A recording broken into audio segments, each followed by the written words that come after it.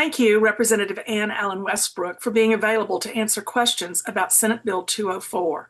Please explain what this new law does. Sure, and thanks for having me on.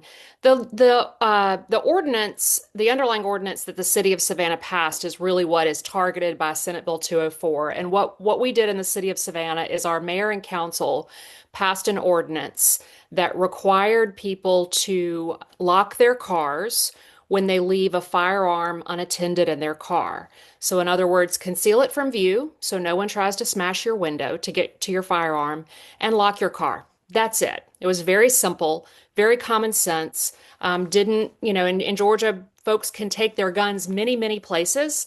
All this ordinance did was basically say, please don't leave it unattended so that it can end up in the illegal stream of commerce and become a crime gun, basically. Well, it seems very common sense. Mhm. In effect, did it have an impact? It did. It did. I mean, the reason the ordinance was passed is that the overwhelming majority of stolen firearms in Savannah were stolen from unlocked cars. And so it cut the theft of firearms from cars by almost 30%. And in Savannah, as in many metro areas in Georgia, we have some struggles with gun safety in our metro area. We have some particular challenges as a tourist-oriented city because we know people come in, they drive in to spend the day with us, and when they leave their firearms on their cars unlocked, then their firearms would get stolen. So it absolutely was making a difference, and it was changing this sort of culture and expectation in Savannah when folks visit.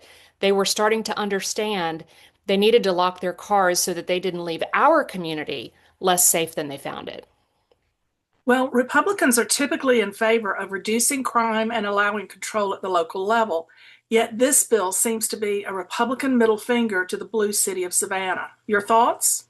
I think that's a really fair characterization. The sponsor of this bill in the Senate was a very far right member of the Senate who represents a tiny little town all the way up on the Tennessee border, about 2,000 residents. So he doesn't represent the Savannah area. He doesn't live in a metro area. And this was really just an imposition of these extremist ideologies around guns on a city where this is an ideology to us. This is our real challenge to keep our citizens safe. And so it's quite hypocritical for a party that takes the position on safety that the GOP does to be so driven by ideology to preempt a local government from keeping its own citizens safe.